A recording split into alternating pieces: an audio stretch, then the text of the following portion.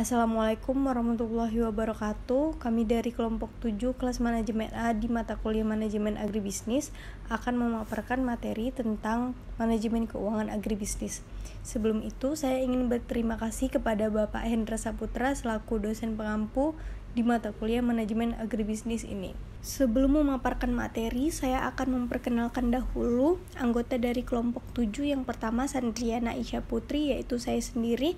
Lalu ada Tisa Uljannah, Alfia Zahira Hakim, M. Rizky Fernanda, dan Yoga Rafiki. Ruang lingkup manajemen keuangan agribisnis. Manajemen keuangan adalah bagian penting dalam perusahaan. Bisa dibilang ruang lingkup manajemen keuangan yang berhubungan dengan pencarian dan pengelolaan dana perusahaan atau organisasi. Pada dasarnya, manajemen keuangan adalah suatu kegiatan yang di dalamnya melibatkan suatu perencanaan, penganggaran dana, pemeriksaan, pengelolaan, pengendalian, pencarian, dan penyimpanan dana yang dimiliki oleh suatu organisasi atau suatu perusahaan. 4 ruang lingkup penting manajemen keuangan perusahaan. 1. Menentukan keputusan investasi. Saat menentukan keputusan untuk mendapatkan investasi atau pendanaan, manajemen keuangan diperlukan untuk mengevaluasi risiko, menghitung biaya modal yang diterima perusahaan, dan memperkirakan keuntungan apa saja yang akan diperoleh oleh perusahaan setelah investasi diterima. Yang kedua, keputusan keuangan perusahaan. Menentukan keputusan investasi melibatkan tentang pendanaan, aset, dan alokasi dana perusahaan. Yang ketiga, memutuskan pembagian saham. Manajemen keuangan membuat peraturan tentang pembagian dividen perusahaan. Ini dilakukan agar pembagian dividen sama rata dan tidak merugikan perusahaan. Yang keempat, working capital decision. Dalam perusahaan, working capital decision adalah uang yang disimpan untuk perusahaan yang digunakan untuk biaya operasional perusahaan. Konsep biaya, penerimaan, dan keuntungan. 1. Konsep biaya. Biaya produksi dapat diartikan sebagai semua pengeluaran yang dilakukan oleh perusahaan untuk memperoleh faktor-faktor produksi dan bahan-bahan mentah yang akan digunakan menciptakan barang-barang yang diproduksi oleh perusahaan tersebut. Biaya produksi secara garis besar dibedakan 2 macam, yaitu biaya eksplisit dan biaya tersembunyi atau imputed cost. Biaya eksplisit adalah pengeluaran-pengeluaran yang berupa pembayaran dengan uang untuk mendapatkan faktor-faktor produksi dan bahan mentah yang dibutuhkan. Sedangkan biaya tersembunyi adalah taksiran pengeluaran terhadap faktor-faktor produksi yang dimiliki oleh perusahaan itu sendiri. 2. Penerimaan. Penerimaan yang dimaksud adalah penerimaan produsen dari hasil penjualan produksinya.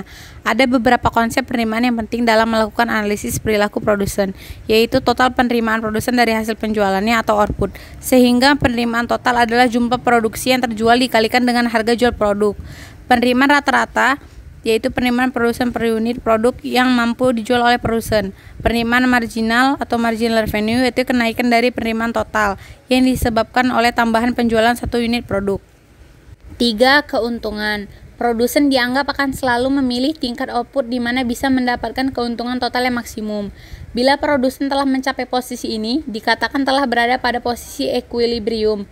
Disebut posisi equilibrium karena pada posisi ini tidak ada kecenderungan baginya untuk mengubah output dan harga outputnya. Sebab bila ia mengurangi atau menambah volume output penjualannya, maka keuntungan totalnya justru menurun. Hal ini terjadi karena pada posisi equilibrium telah tercapai jumlah output dan harga output yang optimal untuk mendapatkan keuntungan maksimum. Bila produsen menambah atau mengurangi jumlah outputnya, bisa menyebabkan output tersebut tidak terserap pasar yang akan mengakibatkan penurunan keuntungan. Break-even point. BEP adalah titik keseimbangan hasil dari pendapatan dan modal yang dikeluarkan, sehingga tidak terjadi kerugian atau keuntungan. Total keuntungan dan kerugian yang dihasilkan pada posisi 0 atau titik break-even point dapat diartikan bahwa di titik ini perusahaan tidak mengalami kerugian atau keuntungan. 5 elemen dalam BEP. Yang pertama itu biaya tetap atau fixed cost. Biaya tetap adalah biaya pokok yang selalu dikeluarkan perusahaan, walaupun perusahaan tidak memproduksi barang sekalipun. Yang kedua, biaya variabel atau variable cost. Kebalikan dari biaya tetap, nilai dari variable cost akan mengikuti jumlah produksi yang dihasilkan perusahaan. Yang ketiga, biaya campuran atau mixed cost. Mixed cost memiliki nilai default yang wajib dibayarkan walaupun tidak ada aktivitas produksi. Akan tetapi pada saat produksi dilakukan, jumlahnya akan terus meningkat mengikuti output produksi. Yang keempat, harga pokok penjualan atau HPP. Terbentuknya elemen HPP atau harga pokok penjualan ini setelah semua biaya dijumlahkan. HPP merupakan harga murni yang nominalnya sama dengan BEP. Yang kelima, margin laba. Margin laba adalah elemen yang wajib ditambahkan pada harga produk begitu BEP-nya sudah terhitung. Manfaat break-even point yang pertama itu mengetahui biaya total produksi, yang kedua sebagai dasar perhitungan laba, yang ketiga estimasi waktu balik modal, yang keempat analisa profitabilitas bisnis. Gimana sih konsep efisiensi usaha agribisnis? Efisiensi usaha agribisnis, yang pertama itu efisiensi teknis atau TE sebagai kemampuan suatu petani untuk mendapatkan output maksimum dari penggunaan kombinasi input. Efisiensi teknis atau TE berhubungan dengan kemampuan petani untuk berproduksi pada kurva frontier isoquant. Dapat juga diartikan sebagai kemampuan petani untuk memproduksi pada tingkat output tertentu dengan menggunakan input minimum pada tingkat teknologi tertentu. Pencapaian efisiensi teknis hingga mendekati frontier sangat penting sebagai salah satu sumber pertumbuhan produktivitas produksi pangan. Efisiensi usaha agribisnis, yang kedua itu efisiensi alokatif, adalah kemampuan petani untuk menggunakan input pada proporsi yang optimal. Pada petani yang bergerak pada usaha tani pangan harus memiliki tingkat penggunaan input minimum di mana harga-harga faktor dan teknologi tetap. Untuk efisiensi alokatif yang tinggi, maka perlu didukung kebijakan subsidi input dan harga output yang memberikan insentif kepada petani untuk mengoptimalkan penggunaan input. Efisiensi ekonomi adalah kemampuan yang dimiliki oleh petani dalam berproduksi untuk menghasilkan sejumlah output yang telah ditentukan sebelumnya. Predetermined quantity of output. Petani yang memiliki efisiensi ekonomi tinggi berproduksi mendekati fungsi produksi frontier dan jalur pengembangan usaha atau expansion path. Bagi petani yang terpenting adalah pencapaian efisiensi ekonomi yang tinggi karena akan menentukan kesejahteraan. Analisis kinerja keuangan KUD Werdi Mandala di Desa Batu Bulun, Kecamatan Sukawati, Kabupaten Gianyar. Kinerja keuangan diawali dengan partisipasi keanggotaan KUD setiap tahunnya selalu meningkat. Keanggotaan dapat dilihat pada tabel berikut. 1. Rasio likuiditas. Rasio likuiditas adalah rasio yang mengukur kemampuan KUD Werdi Mandala untuk memenuhi kewajiban finansial jangka pendeknya. KUD untuk dapat memenuhi kewajibannya yang sewaktu-waktu ini, maka KUD harus mempunyai alat-alat untuk membayar yang berupa aktiva lancar, yang jumlahnya harus lebih besar daripada jumlah kewajiban keuangan yang harus segera dibayar. Dapat dilihat pada tabel berikut. Hasil dan pembahasan. Berdasarkan gambar 1 tersebut menunjukkan bahwa rasio likuiditas yang terdiri dari current ratio dan quick ratio KUD Werdi Mandala cenderung berfluktuasi. Current ratio dari tahun 2011 sampai dengan tahun 2015 mencapai nilai rata-rata 108,43%, berada pada kriteria yaitu kurang dari 125, sehingga dikatakan sangat tidak mampu. Karena masih UKM Republik Indonesia nomor 6 per KUKM 5/2006, jadi kinerja keuangan KUD Werdi Mandala belum mampu membayar atau memenuhi kewajiban finansial jangka pendeknya dengan menggunakan aktiva lancarnya. 2. Rasio solvabilitas. Rasio solvabilitas adalah rasio yang digunakan untuk mengukur seberapa jauh aktiva KUD dibayar oleh hutang. Rasio ini menunjukkan indikasi tingkat keamanan dari para pemberi pinjaman. Perkembangan rasio solvabilitas KUD Werdi Mandala dari total debt to equity dan total debt to total asset secara keseluruhan dapat dilihat pada gambar di samping. Hasil dan pembahasan. Berdasarkan gambar tersebut menunjukkan bahwa rasio solvabilitas terdiri dari total debt to equity ratio dan total debt to total asset KUD Werdi Mandala.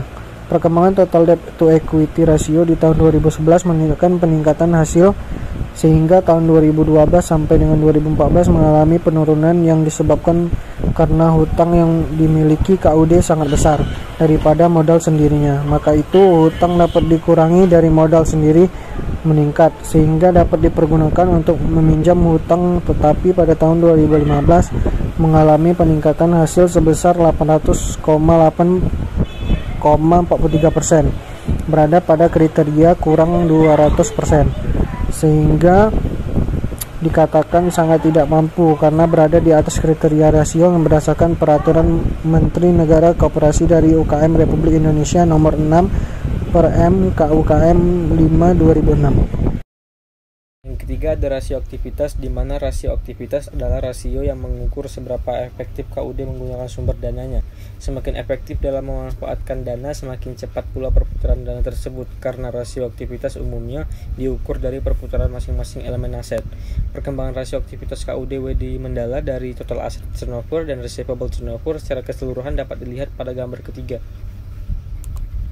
Nah, untuk hasil pembahasannya, berdasarkan gambar tersebut dapat dilihat bahwa rasio aktivitas terdiri dari total asset turnover dan receivable turnover KUD WD Mendala, di mana total asset turnover awal tahun 2011 sampai dengan tahun 2015 mencapai nilai rata-rata 0,14 kali, berada pada kriteria lebih dari 1 kali, sehingga dapat dinilai sangat tidak mampu karena berada di bawah kriteria rasio yang berdasarkan Peraturan Menteri Negara Koperasi dan UKM Republik Indonesia, yang berarti bahwa KUD WD Mendala kurang efektif dalam menggunakan dana yang tertanam dalam keseluruhan aktiva dalam satu periode. Yang keempat ada rasio profitabilitas, di mana rasio profitabilitas adalah rasio yang mengukur kemampuan KUD memperoleh SHU, dan rasio profitabilitas ini merupakan hasil akhir dari sejumlah kebijakan dan keputusan yang dilakukan oleh KUD. Perkembangan rasio profitabilitas KUD WD Mendeka dari rentabilitas ekonomi dan rentabilitas modal sendiri secara keseluruhan dapat dilihat pada gambar tersebut. Nah, untuk hasil pembahasan berdasarkan gambar tersebut dapat dilihat bahwa rasio profitabilitas terdiri dari net profit margin, return of investment atau ROI, dan return of equity atau ROE KUD WD Mendala, di mana net profit margin awal tahun 2011 sampai dengan 2015 mencapai nilai rata-rata yaitu 5,71%, berada pada kriteria 5 sampai kurang lebih 10%, sehingga dapat dinilai cukup mampu karena berada di bawah kriteria rasio yang berdasarkan Peraturan Menteri Negara Koperasi dan UMKM Republik Indonesia. Untuk kesimpulan penelitian kali ini, berdasarkan hasil analisis rasio keuangan kinerja KUD WD Mendala dari tahun 2011 sampai dengan tahun 2015, dapat disimpulkan bahwa keadaan kinerja keuangan KUD sangat tidak mampu yang dihasilkan dari analisis rasio keuangan yang ditinjau dari 3 rasio, yaitu rasio likuiditas, rasio solvabilitas, dan rasio aktivitas. Di mana ditinjau dari rasio profitabilitas, keadaan kinerja keuangan KUD cukup mampu yang dihasilkan dari analisis rasio keuangan. Setelah memaparkan materi tentang manajemen keuangan agribisnis, saya akan membacakan kesimpulan dari materi ini. Manajemen keuangan adalah tindakan yang diambil dalam rangka menjaga kondisi keuangan suatu organisasi atau perusahaan. Pencarian dan penyimpanan dana yang dimiliki oleh organisasi atau perusahaan untuk memperoleh sumber modal yang semurah-murahnya dan menggunakannya dengan seefektif mungkin untuk menghasilkan laba. Untuk itu, dalam membangun sistem manajemen keuangan yang baik, kita perlu untuk mengidentifikasi prinsip manajemen keuangan, pengambilan keputusan, dan strategi yang tepat guna mencapai tujuan perusahaan maupun organisasi. Demikianlah presentasi dan pemaparan materi dari kelompok 7 tentang manajemen keuangan agribisnis. Terima kasih sudah menonton video ini, dan saya mohon maaf apabila ada kesalahan ataupun kekurangan dalam penyampaian materi. Assalamualaikum warahmatullahi wabarakatuh.